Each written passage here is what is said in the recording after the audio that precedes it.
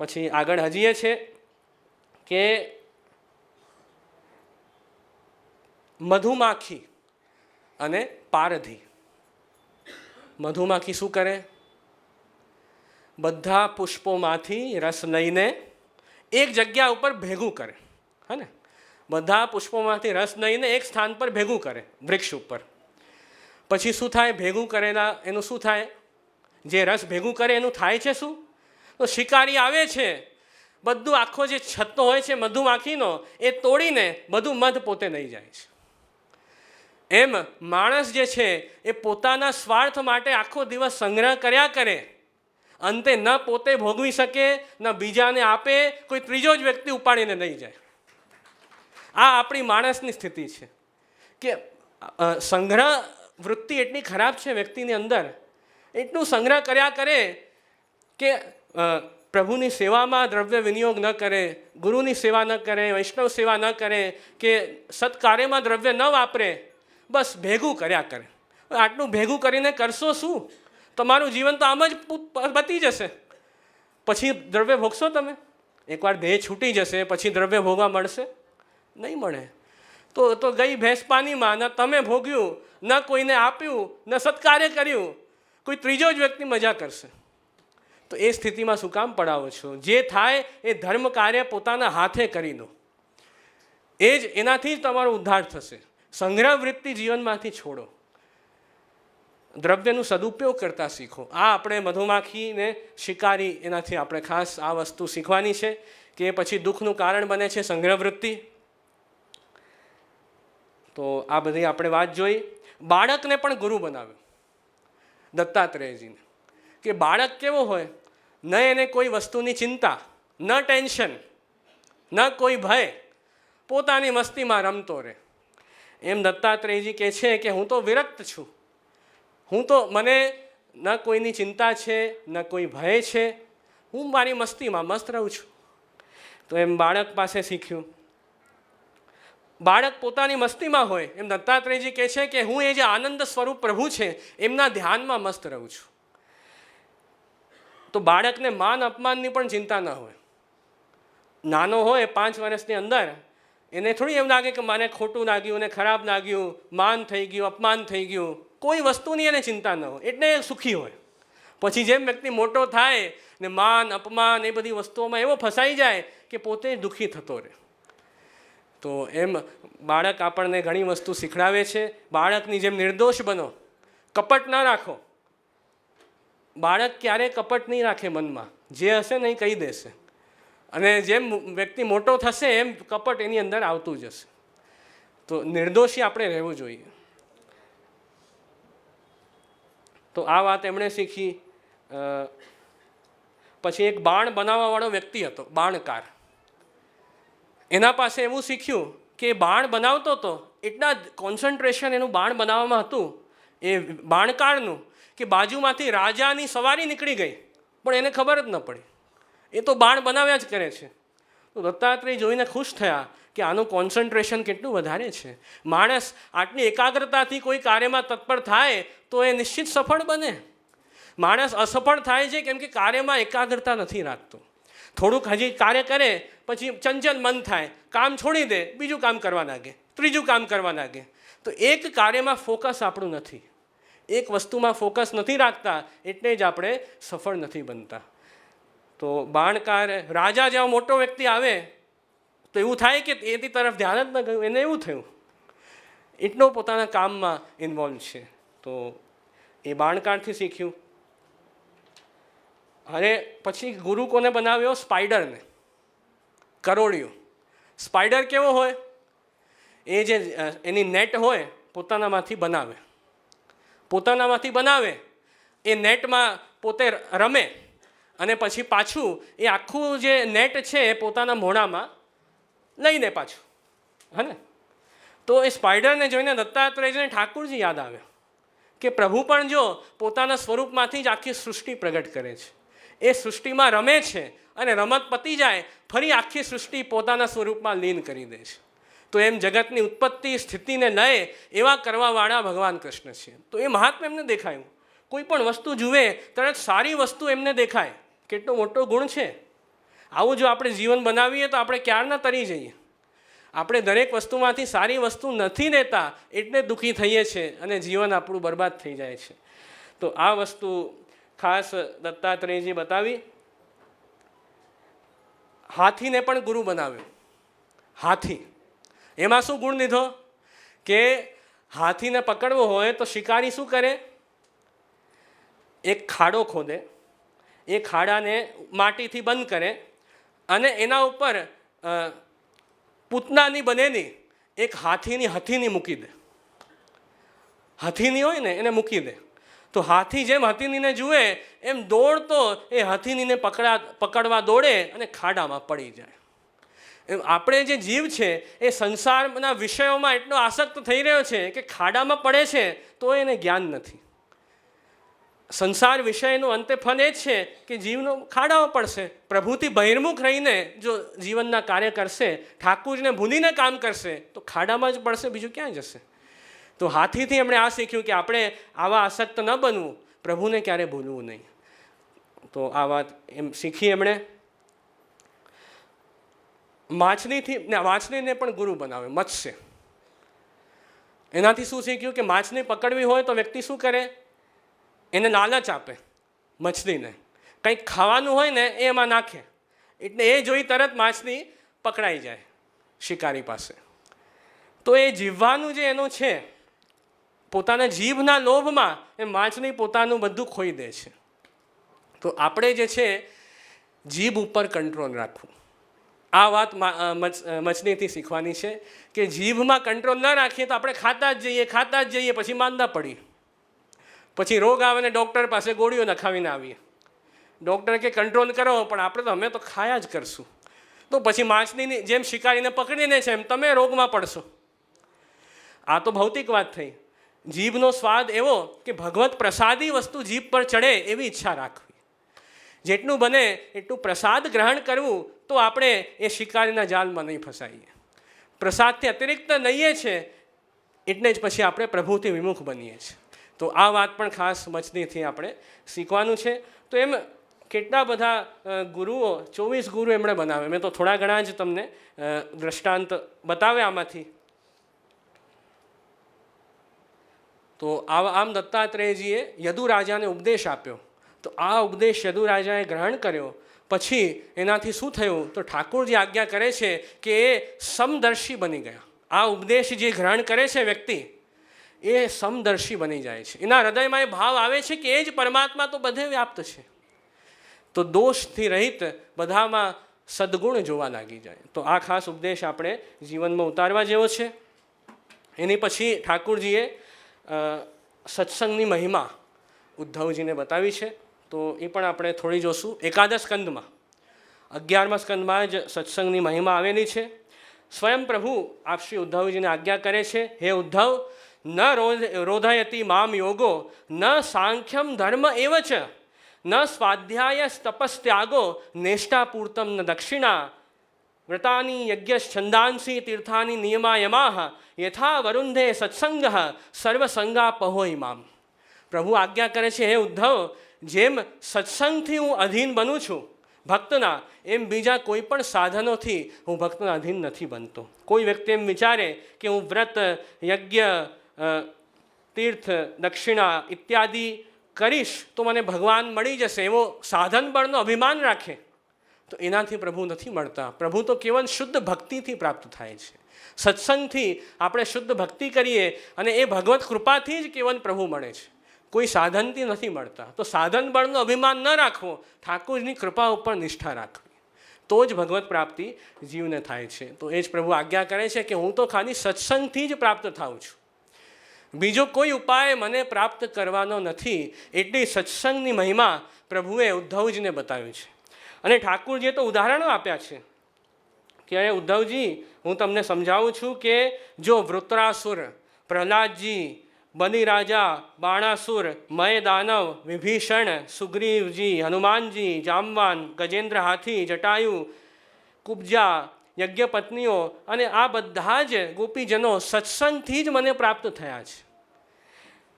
એમ પ્રભુ આજ્ઞા કરી રહ્યા છે. આ બધા જે ભક્તો છે એમણે ન તો કોઈ વેદ ભણ્યા છે, ન કોઈ શાસ્ત્રના સાધનો કર્યા છે, બસ કેવલ સત્સંગના પ્રભાવથી મને પ્રાપ્ત થયા છે. તો નિસ્સાધન બધા ભક્તો છે, કેવલ પ્રભુના આશ્રિત છે. આ બધા સાધન બળનો જરાય અભિમાન નથી.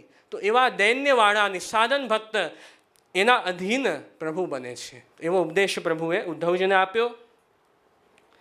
પછી પ્રભુ આજ્ઞા કરે છે કે હે ઉદ્ધવ, આ એકાદશ સ્કંદમાં જ પ્રભુ કહી રહ્યા છે ઉદ્ધવજીને કે હે ઉદ્ધવ, જે સમયે અક્રૂરજી મને અને બલદેવજીને લઈને મથુરા નહીં ગયા, એ સમયે જે ગોપીજનો છે એમના હૃદયમાં ગાઢ પ્રેમના કારણે એ મારા રંગમાં જ રંગાઈ ગયા. એવા એ ગોપીજનો છે કે મારા અતિરિક્ત એમને બીજી કોઈ વસ્તુ ગમે નહીં. એવા એ ગોપીજનો છે. તો ગોપીજનોની મોટાઈ ઠાકોરજી પોતે બતાવી રહ્યા છે કે આટલા મોટા ભક્ત છે. પછી આપશ્રી આજ્ઞા કરી અને સત્સંગની મહિમા તો બતાવી જ છે, સાથે ભાગવત ધર્મનો ઉપદેશ પણ ઠાકોરજીએ ઉદ્ધવજીને આપ્યો. એકાદશ સ્કંદમાં ખાસ આવે છે ભાગવત ધર્મનો ઉપદેશ. તો પ્રભુ આજ્ઞા કરે છે ઉદ્ધવજીને, કુર્યાત સર્વાણી કર્માણી મદર્થમ શનકહી સ્મરન મય્યાર્પિત મનશ્ચિત્તો મદ ધર્માત્મ મનોરતિ. ઠાકુરજી આજ્ઞા કરે છે કે ઉદ્ધવ, મારા ભક્તને જોઈએ કે બધા કર્મ જે છે એ મારા માટે કરે, મને સમર્પિત થઈને બધા કર્મો કરે, મારી આજ્ઞાથી બધા કાર્યો કરે, તો એ વ્યક્તિ કર્મ બંધનમાં નહીં ફસાય અને મુક્ત થઈ જશે. પ્રભુને સમર્પિત રહીને આપણે જો જીવન જીવીએ તો આપણે મુક્ત બનશું જ ને. અને ભગવદ આજ્ઞાથી કે આ મને જે જવાબદારી ઠાકુરજીએ સોંપી છે એ જવાબદારી મારે પ્રભુની આજ્ઞાથી નિભાવવાની છે. જે પણ રિસ્પોન્સિબિલિટી ઠાકુરજીએ મને આપી છે એ મારે નિભાવવાની છે. એવા ભાવથી, અનાસક્ત ભાવથી જો આપણે કર્મ કરશું, ભગવદ આજ્ઞા માનીને અને પ્રભુને સમર્પિત થઈને જો જીવશું, દરેક કર્મ ઠાકુરજીને સમર્પિત કરશું અને પ્રભુની સેવા માટે હું બધા કર્મો કરું, એવો જો ભાવ રાખશું તો એ જીવ જે છે ઠાકુરજી આજ્ઞા કરે છે કે એનું મન, એની આત્મા એ મારામાં જ તલ્લીન થઈ જશે, એ મને જ પ્રાપ્ત થશે એ ભક્ત. તો કર્મ કયા ભાવથી કરવા એ વાત પ્રભુ ઉદ્ધવજીને ખાસ સમજાવી રહ્યા છે કે અનાસક્ત ભાવે આપણે બધા કર્મો કરવા. અને આપ શ્રી પ્રભુ આગળ સમજાવે છે કે મારા જે ભક્તો છે, જે સાધુજનો છે, એ જે સ્થાનમાં રહેતા હોય એ સ્થાનમાં રહેવું જોઈએ. જે હરિસ્થાનો છે, જ્યાં ભક્તો હોય, ગુરુ બિરાજતા હોય, ઠાકુરજી બિરાજતા હોય, એ સ્થાનમાં રહેવું જોઈએ ભક્તે, તો જ તો એનો ભાવ વધશે. તો એમ હરિસ્થાનમાં રહેવાનો ઉપદેશ પણ પ્રભુ આપ આપી રહ્યા છે ઉદ્ધવજીને. પછી આપે આજ્ઞા કરી, પૃથક સત્રેણ વા મહ્યમ પર્વયાત્રા મહોત્સવાન કારયેદ ગીત નૃત્યાદૈર મહારાજ વિભૂતિભિ. ઠાકુરજી આજ્ઞા કરે છે કે મોટા મોટા ઉત્સવો હોય, મોટા મોટા પર્વો હોય, એ ભક્તો સાથે મળીને આનંદથી ઉજવો. પ્રભુની જ ઈચ્છા છે, પ્રભુ જ કહે છે કે મારા ઉત્સવો તો ભક્તોએ મનાવવા જોઈએ, એકલા કે બધા સાથે મળીને ઉજવો. અને કેવી રીતે? ગીત નૃત્યાદૈર મહારાજ વિભૂતિભિ.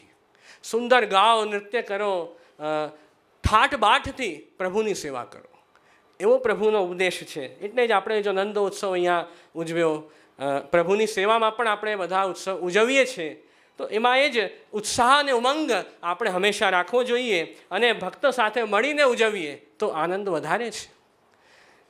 એમ અહીંયા પ્રભુની સ્પષ્ટ આજ્ઞા છે. અને આગળ પ્રભુ સમજાવે છે કે જે વ્યક્તિ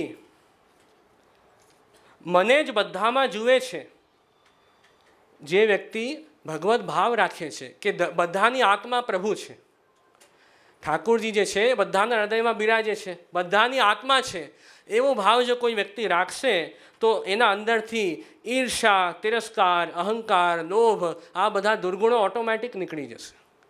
જો સૃષ્ટિમાં આપણે ભગવત ભાવ રાખતા શીખીએ કે પ્રભુ જ બધું બન્યા છે, પ્રભુ જ બધે બિરાજે છે, એવો ઉત્તમ ભાવ જો રાખશું તો ખોટા ભાવ ઓટોમેટિક નીકળી જશે. કોઈ ખોટો વ્યવહાર કરે તો ભલે આપણે એનો સંગ નથી કરવો તો દૂર થઈ જાય એનાથી, પણ હૃદયમાં જે છે એ આપણે ખોટો ભાવ આપણા હૃદયમાં ન આવવા દેવું, એ સાવધાની રાખવી, તો આપણે જે છે દોષથી મુક્ત બનશું. અને આ સૃષ્ટિ જે છે એ બ્રહ્મરૂપ આપણે જોશું તો એ ભગવત દર્શન થશે આપણને સૃષ્ટિમાં. તો આ બધા ઉપદેશ જે છે એ ઠાકુરજીએ ખાસ ઉદ્ધવજીને આપ્યા.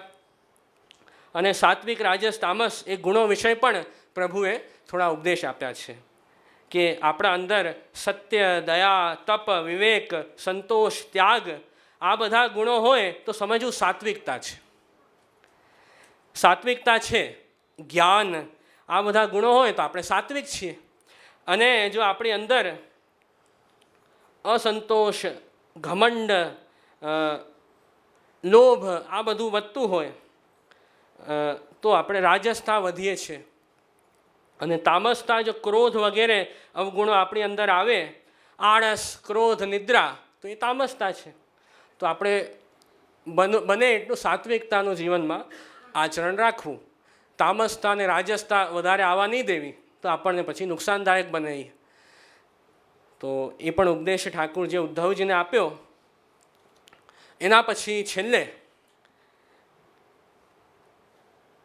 એકાદશ સ્કંદમાં તો ઘણા ઉપદેશો છે પ્રભુના, પણ જે મુખ્ય મુખ્ય ઉપદેશો પ્રભુના હતા, જેમ સત્સંગની મહિમા, 24 ગુરુ દત્તાત્રેયજીએ બનાવ્યા, ભાગવત ધર્મનો ઉપદેશ, એ આપણે સંક્ષેપમાં થોડું જોયું.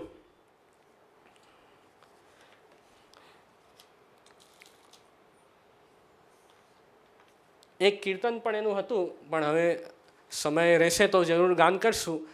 12મો સ્કંદ હજી કરવાનો છે આપણે, એટલે પેલા એ કરી દઈએ દ્વાદશ સ્કંદ. સમય હશે તો જરૂર એ પછી ગાન કરશું. તો આમ મુક્તિ લીલા એકાદશ સ્કંદમાં છે, સાક્ષાત પ્રભુના ઉપદેશ છે, ઉદ્ધવ ગીતા છે. જેમ અર્જુન પ્રતિ ઠાકુરજીએ ભગવદ્ ગીતા આજ્ઞા કરી છે, એમ ઉદ્ધવજીને જે ઉપદેશ કર્યો પ્રભુએ 11મા સ્કંદમાં, એ ઉદ્ધવ ગીતા કહેવાય છે. તો એ પણ જરૂર વાંચવી જ જોઈએ. ભગવદ્ ગીતાનો અર્થ જો આપણે સમજવો હોય તો આ ઉદ્ધવ ગીતાથી બહુ સરખી રીતે સમજાય છે. આમાં ઘણો વિસ્તાર છે. એકાદશ સ્કંદ ઘણો મોટો છે, તો વિસ્તાર છે. એના પછી દ્વાદશ સ્કંદ છે, એમાં આશ્રય લીલા છે પ્રભુની. આશ્રય એટલે ઠાકુરજી બધાના આધાર છે. બધાના જે આશ્રય બને છે એ ઠાકુરજી છે. તો હવે એમાં કેવી રીતે આશ્રય લીલા સમજાવી છે 12મા સ્કંદમાં, એ આપણે જોશું.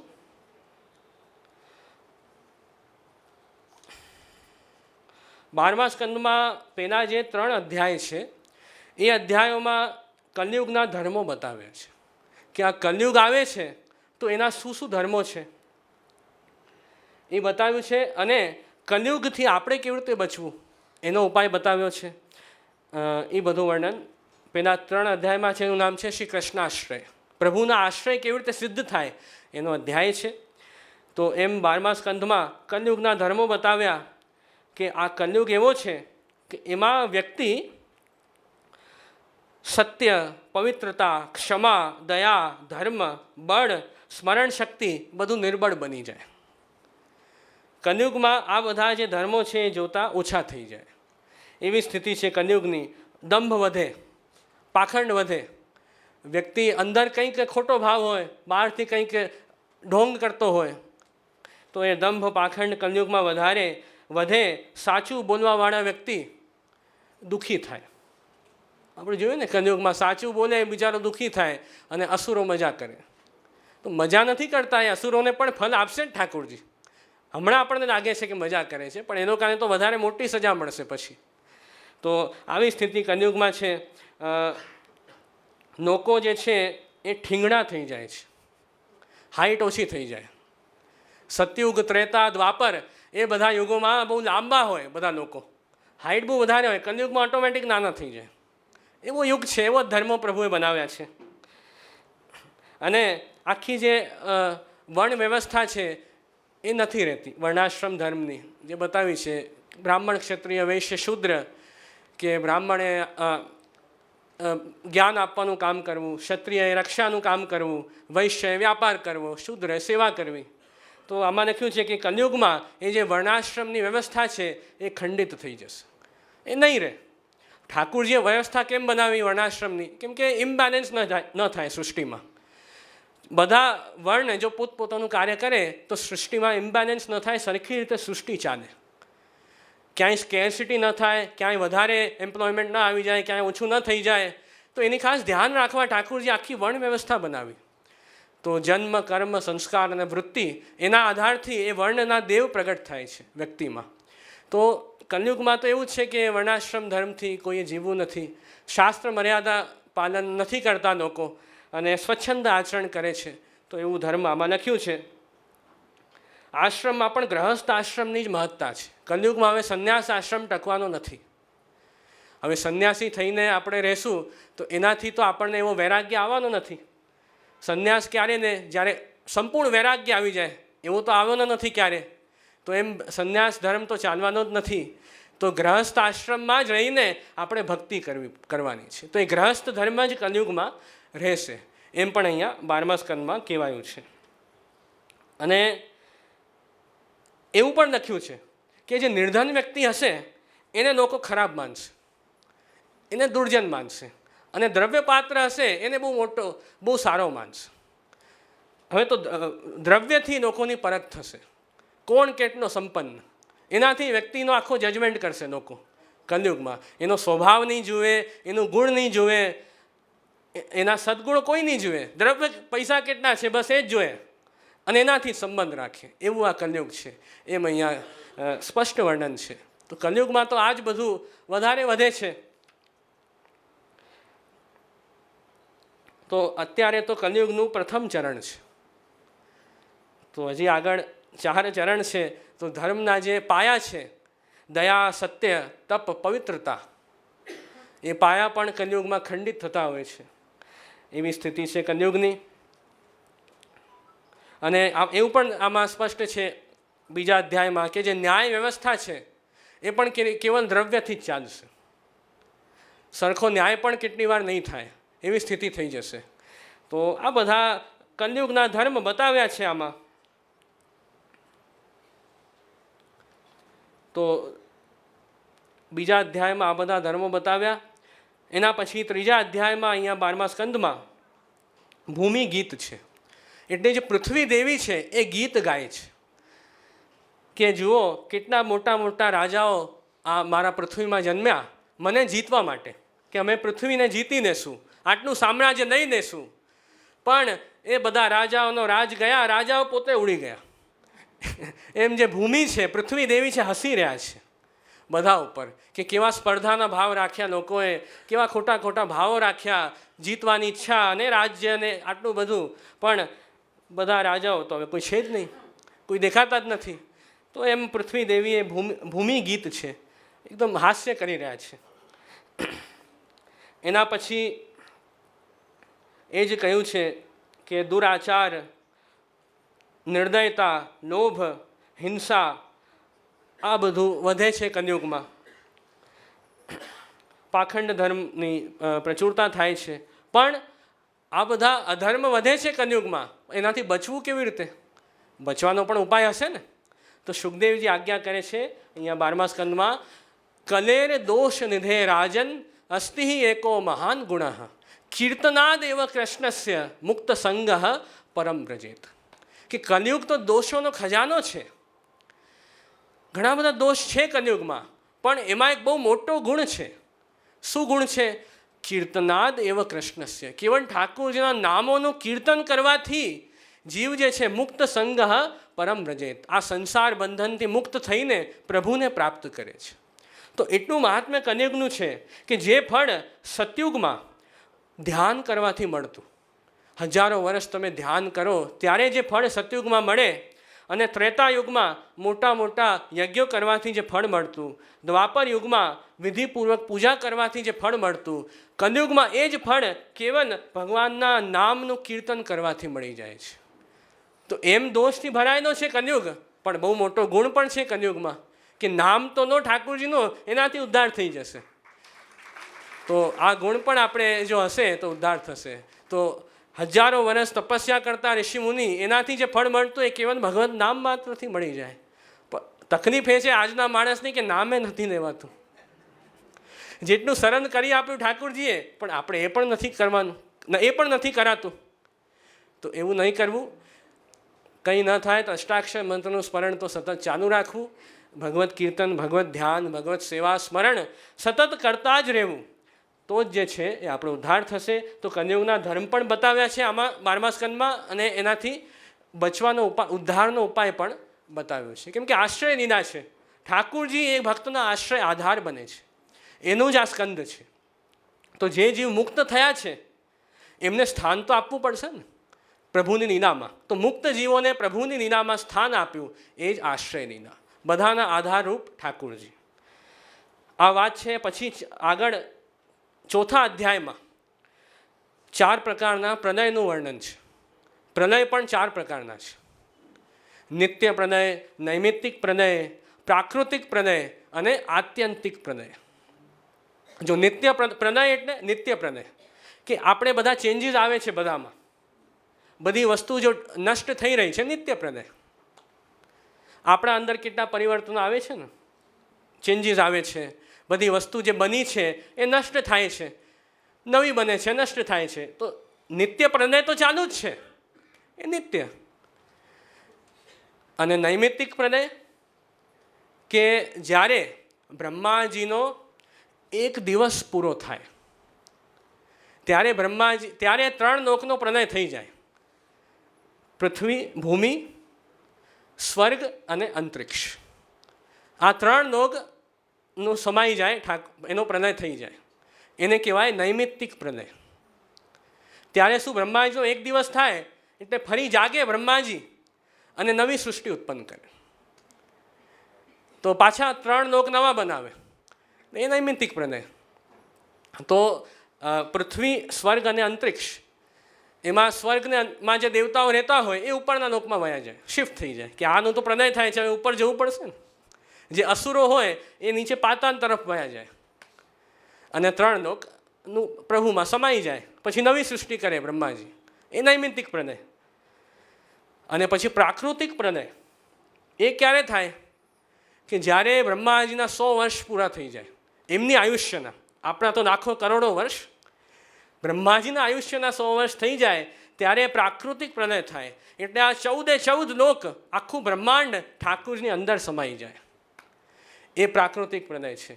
તો ફરી આખી નવી સૃષ્ટિ, 14 લોક ઠાકુરજી પાછા નવા પ્રગટ કરે, પાછા બ્રહ્માજી પ્રગટ થાય, પાછી સૃષ્ટિ પ્રગટ કરે. તો એ પ્રાકૃતિક પ્રલય. અને પછી છેલ્લે આત્યંતિક પ્રલય. એનો અર્થ છે કે જીવ જ્યારે સંસાર બંધનથી મુક્ત થઈને ઠાકુરજીને પ્રાપ્ત થઈ જાય, પ્રભુમાં જ એ જીવ મળી જાય, તે આત્યંતિક પ્રલય. એ મુક્તિ જીવની. જીવ મુક્ત બને એને આત્યંતિક પ્રલય ગણ્યું છે. કે સંસાર બંધનથી મુક્ત થઈને ઠાકુરના સ્વરૂપમાં જ એ પ્રાપ્ત થાય, તો એ આત્યંતિક પ્રલય. એમ 4 પ્રકારના પ્રલય અહીંયા 4થા અધ્યાયમાં બતાવ્યા છે. એની પછી અહીંયા આગળના અધ્યાયમાં વર્ણન છે કે સુખદેવજી પરીક્ષિત રાજાને સમજાવી રહ્યા છે કે તમે છે ને હવે ડરતા નહીં. સુખદેવજી શું કહે છે કે તમે ઠાકુરજીની લીલા સાંભળી છે, પ્રભુની લીલા સાંભળી છે, તો મૃત્યુનો ભય તમને નથી. એમને તો શ્રાપ છે ને પરીક્ષિત રાજાને કે 7 દિવસ પછી જે સાપ છે એમને ડસી જવાનો છે. તો સુખદેવજી એ જ સમજાવ્યું કે આ ભગવદ લીલા સાંભળવાથી હવે તમને કોઈ પણ પ્રકારનો દુઃખ નથી થવાનું, તમે આનંદથી મુક્ત થશો, ચિંતા નહીં કરો. તો એમ પછી આ ઉપદેશ એમણે ગ્રહણ કર્યો. પછી પરીક્ષિત રાજા કહે છે કે બ્રહ્મન, આપ તો દયાળુ છો, મારા ઉપર દયા કરી મને કૃતાર્થ કર્યો અને આદિ અંત રહિત એવા સાક્ષાત શ્રી હરિનું શ્રવણ કરાવ્યું. એમ પરીક્ષિત રાજા કહે છે કે સાક્ષાત હરિની લીલા સાંભળી, હવે તો મને કોઈ ચિંતા નથી, કોઈ દુઃખ નથી, મૃત્યુ આવી જાય એનો ભય નથી. તો એવા એ મુક્ત બન્યા છે. ત્યાર પછી જે કથામાં છે કે 7 દિવસ પછી સર્પ આવે છે. તો એક બ્રાહ્મણનું રૂપ લઈને આવે છે સર્પ પરીક્ષિત રાજાની પાસે. એમને ડસે છે, પણ ડસી એમનો દેહ છૂટી જાય છે અને સીધા ઠાકોરજીના સ્વરૂપમાં પરીક્ષિત રાજા પ્રાપ્ત થઈ જાય છે.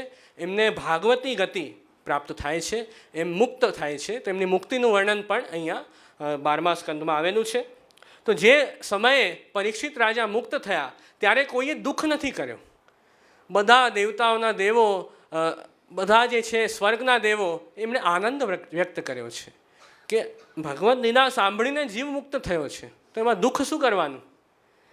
તો આ પ્રકારે એમની મુક્તિનું વર્ણન આમાં ખાસ આવ્યું છે 6ઠા અધ્યાયમાં.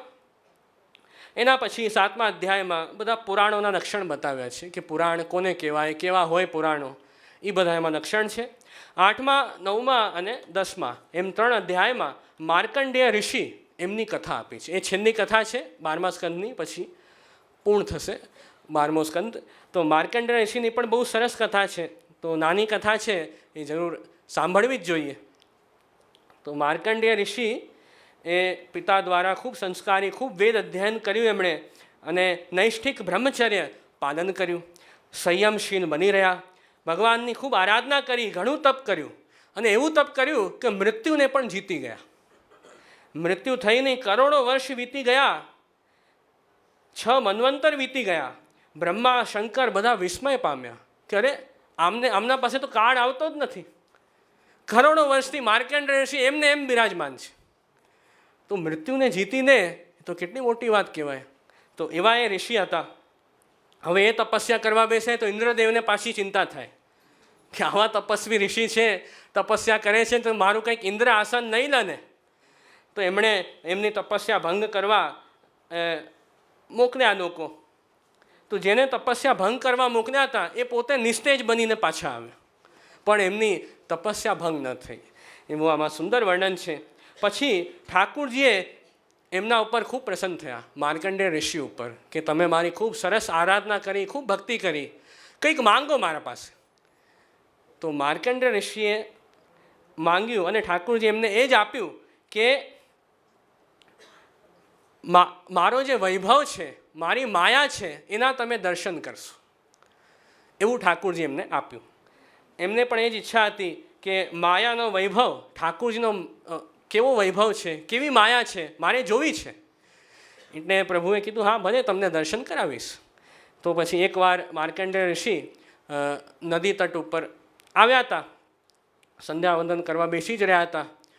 અચાનક શું થયું, પ્રલય આવી ગયું. બધે ચારે તરફ પાણી ને પાણી, બધું પ્રલયમાં ડૂબાઈ ગયું એવું એમને દેખાયું.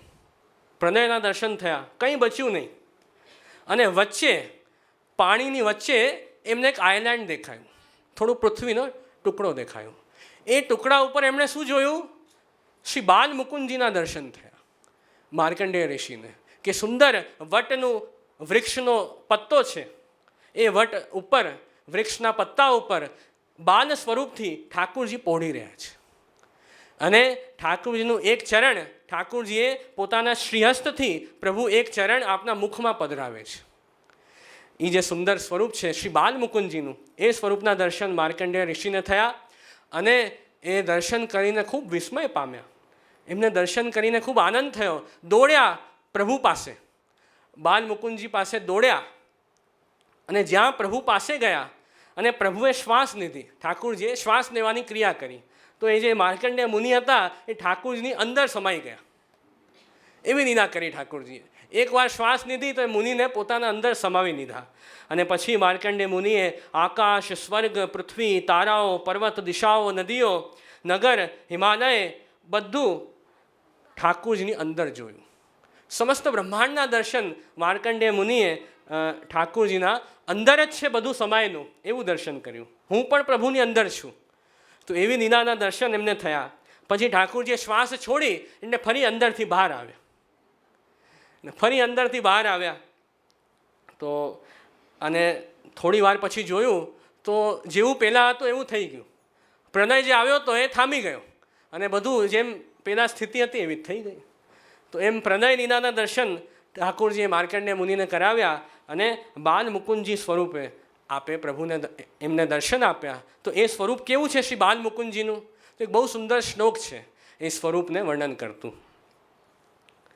करारविन्देन पदारविन्दं मुखारविन्दं विनिवेशयन्तं પટસ્ય પત્રસ્ય પુટે શયનમ બાલમુકુંદમ મનસા સ્મરામી. તો આ બાલમુકુંદજીનો શ્લોક છે. સુંદર શ્રીહસ્ત કમલ, સુંદર ચરણ, અને શ્રીહસ્તથી એક ચરણ પોતાના મુખમાં પધરાવ્યું છે અને આપ શયન કરી રહ્યા છે વટપત્ર પર. એવી સુંદર પ્રભુની સ્વરૂપ ભાવના છે. તો આ છેલ્લે 12મા સ્કંદમાં કથા આવી માર્કંડેય ઋષિની. ત્યાર પછી તો હવે છેલ્લા અમુક અધ્યાયો છે એમાં ભાગવતજીની જે લીલાઓ છે એને ફરી સંક્ષિપ્તમાં વર્ણન કર્યું છે એ લીલાઓને. તો ત્યાં પછી એ 12મો સ્કંદ જે છે એ પૂર્ણ થઈ જાય છે. તો અહીંયા આપણું જે ભાગવત સત્સંગ મહોત્સવનું કાર્યક્રમ અહીંયા જ પૂર્ણ થાય છે. તો આખે સમસ્ત ભાગવતજીના દર્શન આપણે 7 દિવસમાં કર્યા. ખૂબ પ્રસન્નતા થઈ કે આપ બધા વૈષ્ણવોએ એટલા ધ્યાનથી આજના કલાકોને કલાક એકાગ્ર ચિત્તથી સાંભળ્યું. બહુ મોટી વાત છે. એકાગ્રતા રહેતી નથી, પણ ભાગવતજીનું શ્રવણ જે છે એ પ્રભુએ જ આપ બધાને કરાવ્યું છે અને અમને કીર્તન કરવાનો અવસર મળ્યો, આપ બધાને શ્રવણ કરવાનો અવસર મળ્યો. અમારી કીર્તન ભક્તિ આપ સૌની શ્રવણ ભક્તિ થઈ. તો ખૂબ સુંદર આયોજન રહ્યો. હવે આપણો જે આગળનો ક્રમ છે એ જરૂર આપણે કરશું. માના પેરામણી જો આજે દિવસ છે તો એ સુંદર એ પ્રકાર કરશું. માના પેરામણી એ તો આપણે ઉજવણી છે કે જીવ જે છે એ પ્રભુની લીલામાં પ્રાપ્ત થયો છે, એની ઉજવણી આપણે ઉત્સાહપૂર્વક કરીએ છીએ. એ જ તો માના પેરામણી. એમ બર્થડે તો આપણે મનાવતા હોઈએ, પણ ઠાકુરજીની લીલામાં આપણું પ્રવેશ જે જીવે શ્રી વલ્લભ દ્વારા બ્રહ્મસમન લઈ અને પુષ્ટિમાર્ગ અનુસાર એ જીવ્યા છે, તો એ જીવને તો ઠાકુરજી હંમેશા પોતાની પાસે રાખે છે. તો એ જીવ લીલા પ્રાપ્તિ થઈ ગઈ છે જીવની, એનો આપણે ઉત્સવ જે છે માના પેરામણી રૂપે મનાવીએ છીએ. તો એ ક્રમ જરૂર આપણે આગળ કરશું. પિતાશ્રી પણ આપના વચનામૃત પણ થશે. આજે છેલ્લો દિવસ છે એટલે આપ પણ વચનામૃત કરશે. પ્રાકૃતર્ભાનાશ્રયમ અપ્રાકૃત નિખિલ ધર્મ રૂપમિતિ નિગમ પ્રતિપાદ્યમ યત્ર શુદ્ધમ સાકૃતિ સ્તવમી પુષ્ટિ માર્ગ સર્વજ્ઞ કરુણાર્થ સુપૂરિત શ્રેષ્ઠ ફલ પ્રદાતા તસ્मै શ્રી ગુરુવે નમઃ. બહુ સુંદર રીતે આપણો 7 દિવસનો ભાગવત સત્સંગ મહોત્સવ સંપન્ન થયો. આ બધા કાર્યક્રમો ભગવત કૃપા વગર સંપન્ન ન થયો. તો ઠાકોરજીની કૃપા સ્પષ્ટ દેખાય છે. અને જેટલા ઉમંગ ઉત્સાહથી બધા વૈષ્ણવોએ ભાગ લીધો, મનોરથી પરિવાર, નયનભાઈ, નિકિતાબેન, સુશીલાબેન, બધાએ ખૂબ મહેનતથી અને સમગ્ર કાટોડિયા પરિવારે જે ઉત્સાહ ઉમંગથી બધી વ્યવસ્થા સંભાળી, ખરેખર ખૂબ પ્રસન્નતા થઈ. અને એક અલૌકિક મહોત્સવ માટે આટલો ઉત્સાહ થવો એ ભગવત કૃપા સ્પષ્ટ ઝલકી રહી છે. અમને પણ શ્રવણ કીર્તનનો લાભ મળ્યો, બંને મળ્યો. અમને તો શ્રવણનો લાભ મળ્યો અને કીર્તનનો લાભ મળ્યો. અને શ્રવણ કીર્તનમાં શ્રવણ થોડું અઘરું છે, કીર્તન સરળ છે. કોઈને વ્યક્તિને સાંભળવું 3 કલાક એટલે બહુ મોટો પહાડ કૂદવા જેવું છે. બોલનાર તો બોલી જાય 2-3 કલાક આરામથી, પણ સાંભળવું 3 કલાક એ તો ખરેખર બહુ કઠિન કામ છે.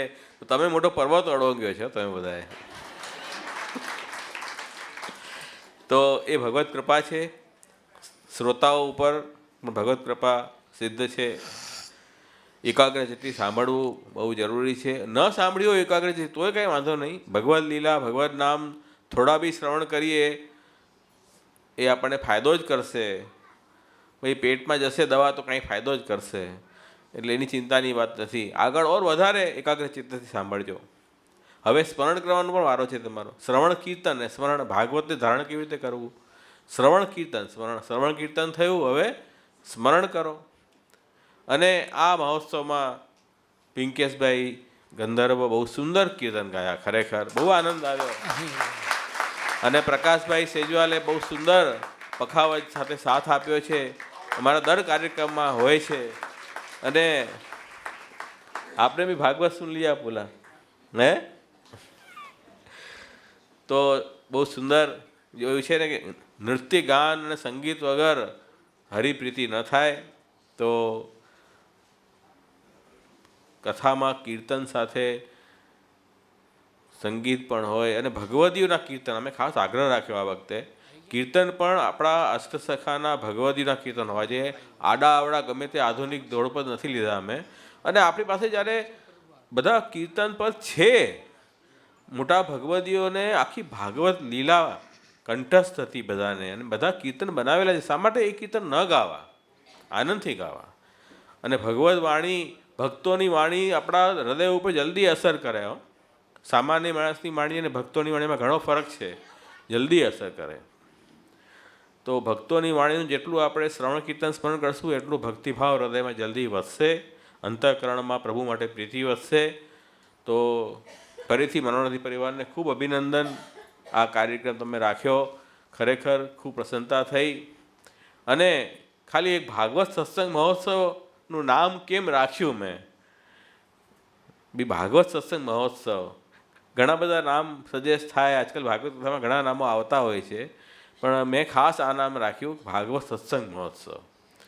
એનું કારણ છે દેવકીજીની સ્તુતિ આવે છે 10મા સ્કંદમાં, અને એમાં બહુ સુંદર સ્તુતિ છે દેવકીજીની. ઠાકોરજી જ્યારે પ્રગટ થયા કારાગૃહમાં તે વખતે, મર્ત્યો મૃત્યુવ્યાલ ભીત પલાયન લોકાન સર્વાન નિર્ભયમ નાતે ગચ્છત તત્પદાબ્જમ પ્રાપ્ય છયાદ્ય સ્વસ્થ સેતે મૃત્યુ અસ્માદ અપેતી. દેવકીજી વિનંતી કરી રહ્યા છે કે હે ઠાકોરજી, હે પ્રભુ, આ જીવ કેવો છે? મૃત્યુગ્રસ્ત છે, મૃત્યુનો ગ્રાસ થવા માટે તૈયાર છે. અને આ મૃત્યુરૂપ જે કરાલ વ્યાલ છે એનાથી ભયભીત થઈને અલગ અલગ લોકોમાં ભટક્યા કરે છે. આપણે ગામડાથી શહેરમાં આવીએ, શહેરમાંથી મોટા શહેરમાં જઈએ, આ એ ન ગમે તો પછી અહીંયાથી વધારે સેફ કયું ઇન્ડિયાથી બહાર જઈએ. બધા આઉટ ઓફ ઇન્ડિયા જવા લાગ્યા. આગળ જઈને કદાચ પૃથ્વી છોડીને બીજા મંગલ ગ્રહમાં જશે. એમ માણસ ભટકે છે. શા માટે ભટકે છે? કંઈક અનસિક્યોરિટી લાગે છે એને, કમ્ફર્ટ ઝોન કંઈ ઓછું લાગે છે, ભયભીત થઈ ગયા છે લોકો. આટલું શા માટે ભયભીત થાવ છો? આ સભી ભૂમિ ગોપાલ કી ભગવાનની સૃષ્ટિ છે ને. આનંદથી રહો, નિર્ભયતાથી રહો. તસ્માત ભારત સર્વાત્મા ભગવાન હરિશ્વર સુર્તવ્ય કીર્તિતવ્ય ઈચ્છિતા અભયમ. પરીક્ષિત રાજાને કહ્યું કે નહીં, સુખદેવજીએ, ભાઈ મૃત્યુગ્રસ્ત લોકોએ શું કરવું? એ ભગવાનના શ્રવણ કીર્તન સ્મરણ કરો, નવધા ભક્તિ કરો. મૃત્યુનો બાપે તમને સ્પર્શ નહીં કરી શકે. એ જ અહીંયા કહી રહ્યા છે કે ભાઈ લોકાંતરમાં આ જીવ ભટક્યા કરે છે, અને ભટકીને શાંતિ મળે છે, પરંતુ એને ક્યારેય પણ કોઈ સ્થાન એવું ન મળ્યું જ્યાં એ નિર્ભય થઈને રહી શકે. દરેકની એવી સ્થિતિ છે. રાજા હોય કે પ્રજા હોય, ગરીબ હોય કે અમીર હોય, કોઈ ધર્માચાર્ય હોય કે શિષ્ય હોય, બધા લોકો આ સૃષ્ટિમાં બધા પ્રાકૃત જીવો છે, બધાની આ સ્થિતિ છે. રાજા રંગ બધે સમાન છે. આમાં કોઈ પૈસો કોઈનું કામ નથી આવતો, એ સ્થિતિ છે. હવે કહે છે કે આજે અમારો બહુ મોટો ભાગ્યનો ઉદય થયો. આજે દેવકીજી કહી રહ્યા છે. કેમ કે આજે આપના ચરણાવિંદની અમને પ્રાપ્તિ થવાની છે. આપનો ચરણાવિંદની શરણાગતિ અમને પ્રાપ્ત થઈ. હવે અમે સ્વસ્થ થઈને સુખથી સૂઈ જશું. હવે એમને કોઈ ડર નથી, એકદમ સૂઈ જઈને નિર્ભય થઈને. આ વાત તો દેવકીજીએ પ્રભુને સ્તુતિમાં કહી. હવે કહે છે ત્વત્પાદાબ્જમ પ્રાપ્ય, આપણા ચરણાવિંદને પ્રાપ્ત કરીને હવે અમે આનંદથી સૂઈ જશું. અને પછી શું કહી રહ્યા છે કે મૃત્યુની શું વાત કરો છો? મૃત્યુ પણ આપનાથી ભયભીત થઈને ભાગી જાય છે. એવો ભગવાનનું સ્વરૂપ છે. કેમ? ભગવાનની ચેષ્ટા કાલ છે, અને કાલ બધાને ખાઈ જાય છે. કાલ કોને ખાય? જે પ્રભુથી દૂર રહે એનો કોળિયો કાલ બને છે. બીજા ભગવાનના ચરણવિંદમાં જે આવી ગયો હોય એને કાલ શું કરે? કાલ તો સ્વયં ભગવાનનો અધિકારી છે. ભગવાનની ચેષ્ટા જ કાલ છે. યો અયમ કાલ તસ્ય તે અવ્યક્તો બંધો ચેષ્ટા માહુ ચેષ્ટતે યેર વિશ્વમ. એમ કહી રહ્યા છે કે ભગવાનની ચેષ્ટા, એ ભગવાનની ચેષ્ટા જે કાલ છે અને સંપૂર્ણ વિશ્વ એ કાલથી સચેત થઈ રહ્યો છે. તો આપના ચરણની પ્રાપ્તિ થઈ ગઈ પછી સુબોધનીજીમાં શ્રી મહાપ્રભુજી આજ્ઞા કરે છે કે ભગવાનના ચરણાવીનનું શરણ કેવી રીતે લેવું. આ તો પ્રશ્ન, આ તો એ બહુ સિમ્પલ વાત થઈ ગઈ. ઠાકુરજીનો ચરણનો શરણ લો, તો ચરણાવીનની કેવી રીતે શરણ લેવી? તો કે ભાગવત અને સત્સંગ એ બંને ભગવાનના ચરણ છે, આધિભૌતિક ચરણ છે. આપણને પ્રત્યક્ષ અત્યારે કયા ચરણ દેખાય? એવા તો ભાગ્ય આપણા થાય કે સાક્ષાત્કાર થાય ઠાકોરજીનો અને ઠાકોરજીના ચરણાવીને દેખાય. એ તો એવો ભાગ્ય ક્યારે થાય? હમણાં પ્રત્યક્ષ ચરણ કયા? તો કે ભાગવત અને સત્સંગ એ ઠાકોરજીના ચરણ છે, એમ સમજી લો. તો આપણે એમનું શરણ ગ્રહણ કરો તો બધા કાર્ય તમારા સફળ થઈ જશે.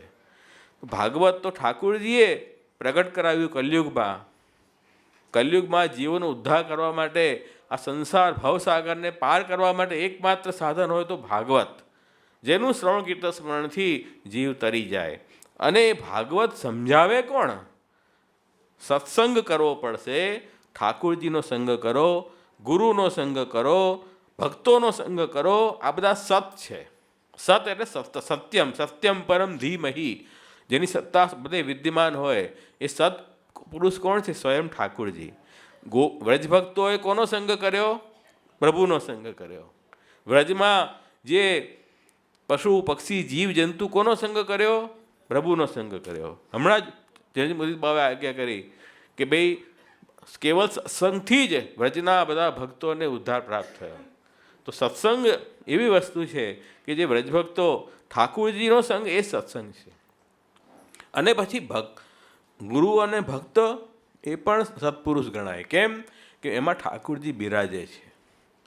એટલા માટે ભગવદીઓનો સંગ કરો, ગુરુનો સંગ કરો, એ પણ સત્સંગ ગણાય.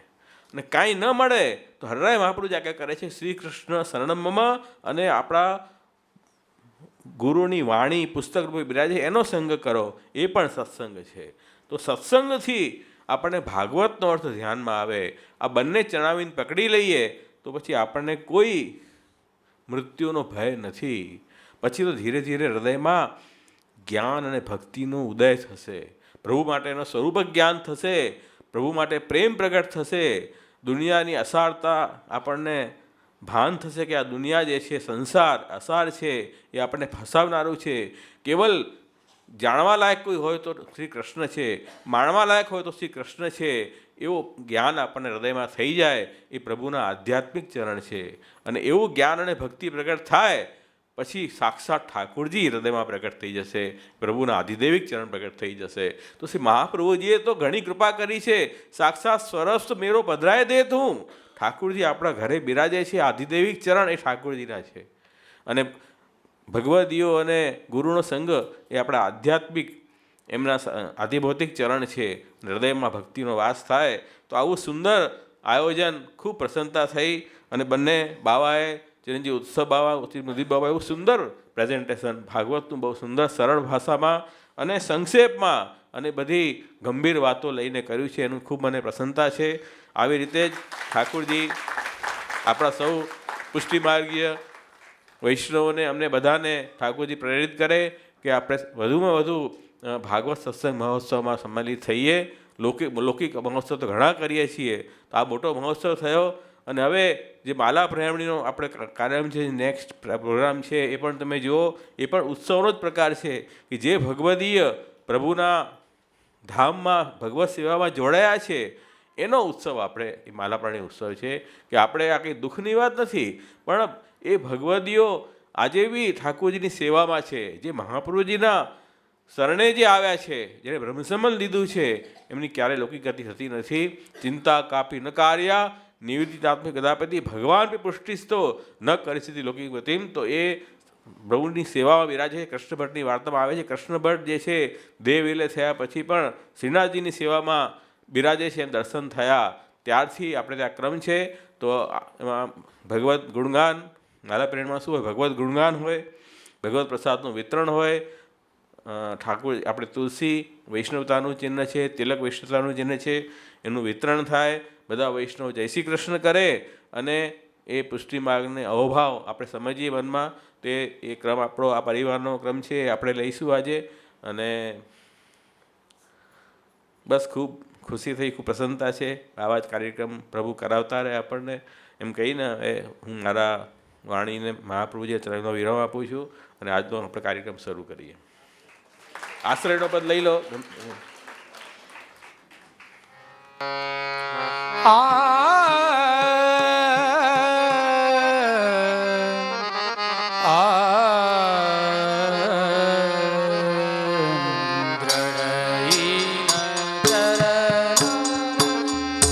કેરો ભરોસો દ્રઢઈના ચરણ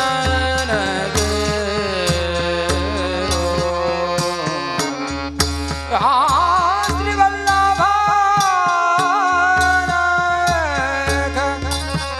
ચંદ્ર છટાવીન સબ જગમાં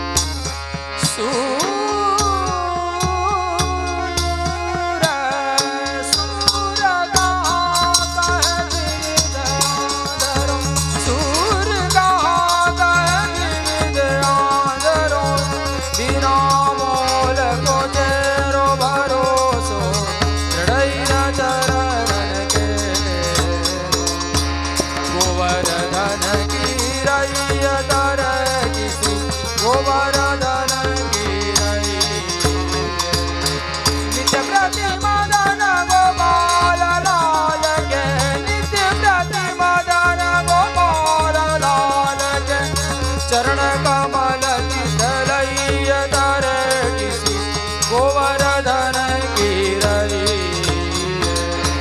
तन पुलकित ब्रज रज में लोटत तन पुलकित ब्रज रज में लोटत गोविंद कुंड में जुनई रसिका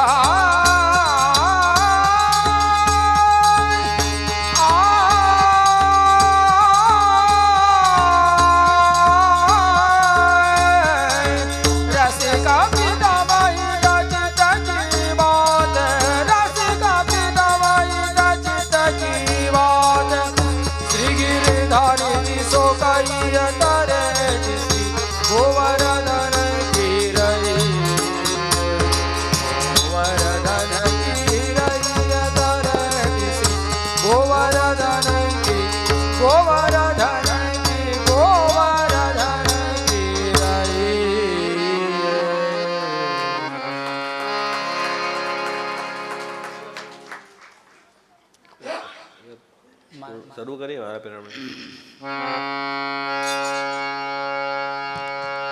श्री गोकुल ते प्रगट भई भक्ति श्री गोकुल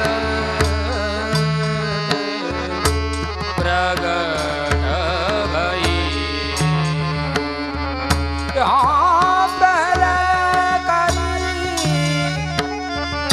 श्री वल्लभनंदन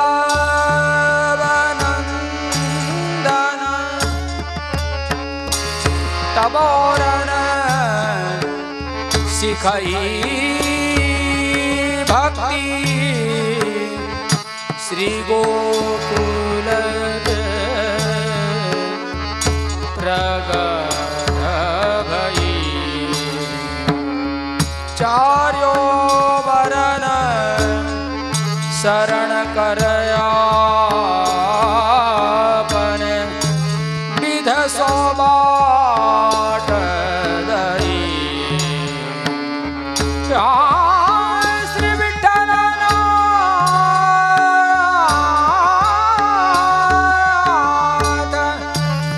तापते जाते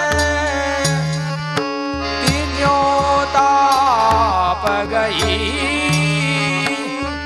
भक्ति श्री गोकुल प्रगट भई अब देखत ही जीव प्रेत वे तीनों मांगलई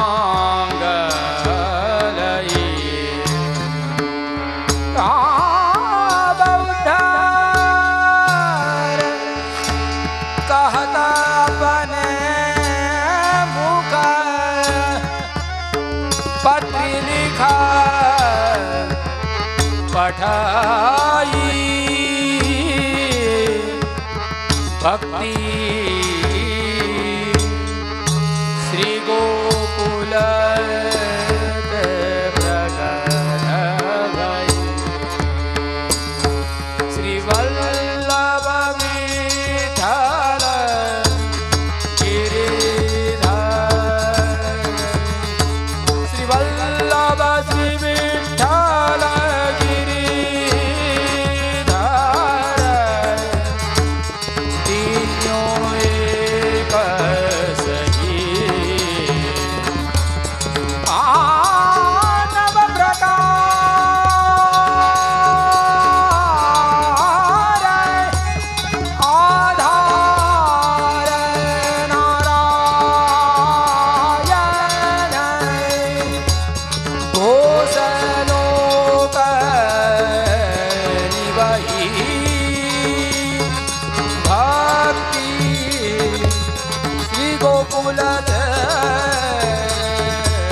प्रगट भई श्री गोकुल प्रगट भई भक्ति श्री गोकुल प्रगट भई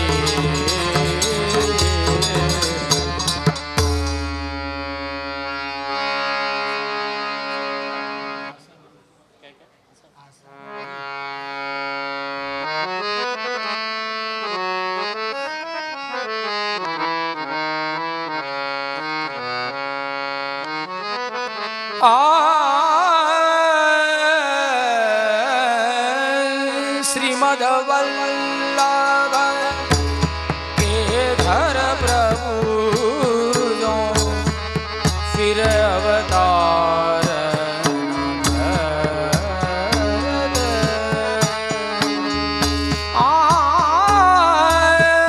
तो हम सरी के मूढ़पति जन कहो कैसे निष्करत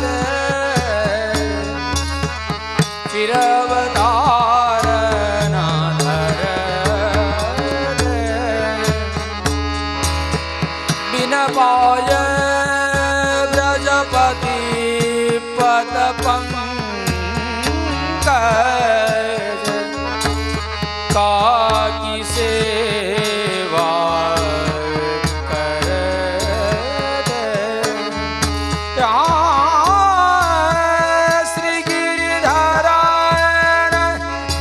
राधिका वर बिन रसना कहाँ उच्चर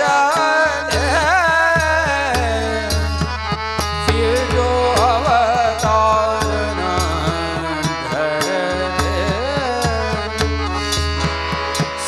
सुरेश दीनमणि गणेश होय कनोड़े कर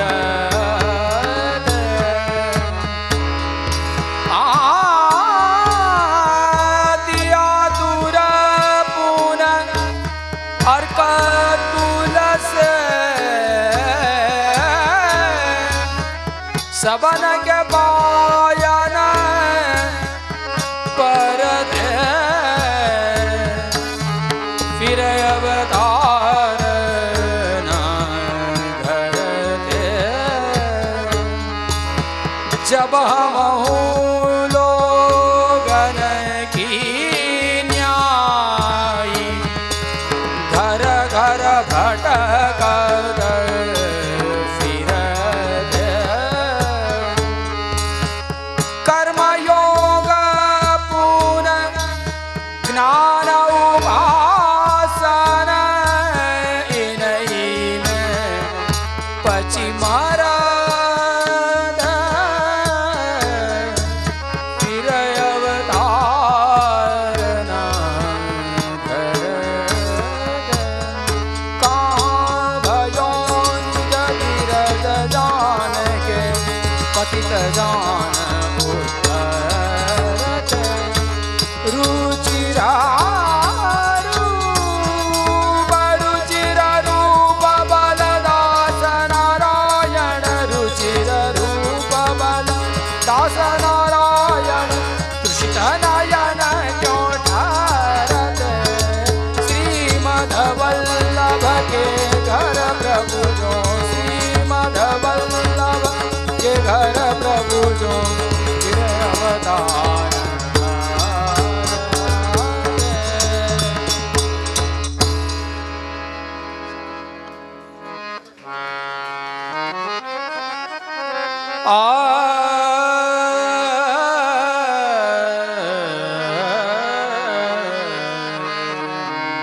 एक बड़ो आधार कली में, एक बड़ो आधार।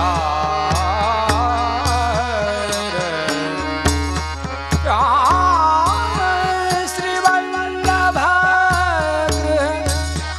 श्री विठ्ठल प्रभु आनलियो अवतार कली में, एक बड़ो आधार। पूर्ण ब्रह्म श्री कृष्ण विराजत, खेलत आंगन द्वार। माधव चरण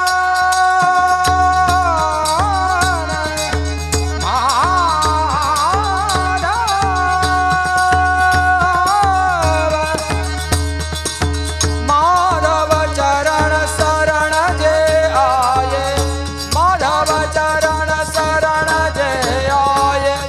ये उतरे भव पार कली में, एक बड़ो आधार, एक बड़ो आधार कली में, एक बड़ो आधार।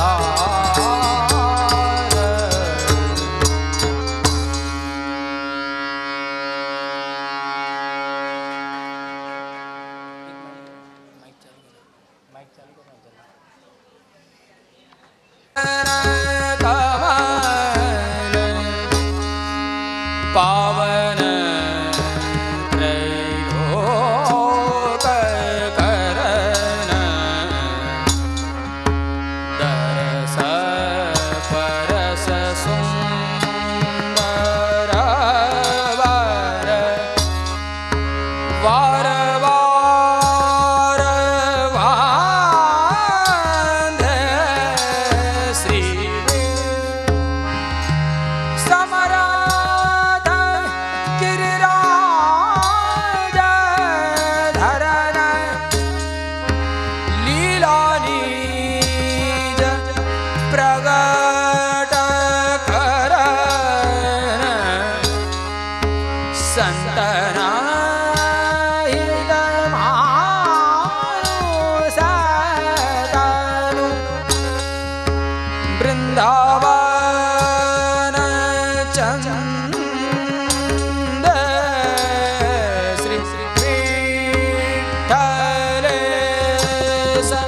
चरण कमल पावन, त्रैलोक करन, रस परस